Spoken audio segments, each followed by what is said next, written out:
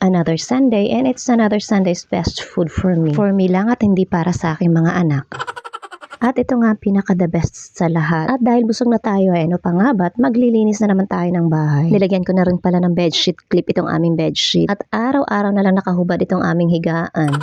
Kaya naman minsan kapag pagod na yung aking katawan ay hinahayaan ko na lang siya nakahubad.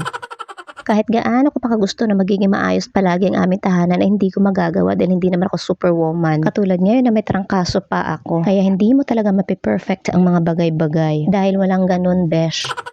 Madalas sabog ang aming tahanan kaysa malinis. Kaya sabog din ang aking pag-iisip.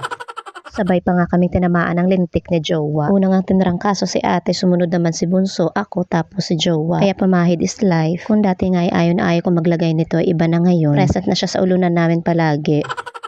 At sadya ang mga nanay kahit wala sa mood ay kailangan talagang kumilos. Dahil sobrang na talaga makalat ang loob ng bahay namin. Na kapag may hinahanap ko isang bagay, hindi mo na makita-kita dahil halo-halo na nga. Itong aking bunso ay lagi talaga nagpapapansin sa akin. Kung nasaan ako ay gusto niya, nandun din siya. Kaya lagi talaga kami nag-aaway niya. Ang kukulit talaga ng mga alikabok na to. At ganito karami ang na-vacuum kong buhok. Nire-ready ko na nga rin itong aming pambaon na ulam. Imamarinate ko na siya para ipiprito na lang. Gugupitin ko na rin pala ito na pa bite size. Dahil sayang nga naman kung hindi mauubos at itatapon na naman. Ayaw na ayaw ko talaga ng pagkain na natatapon. Sama ng mga bilihin ngayon, kulang na lang pati buto ay kakainin ko.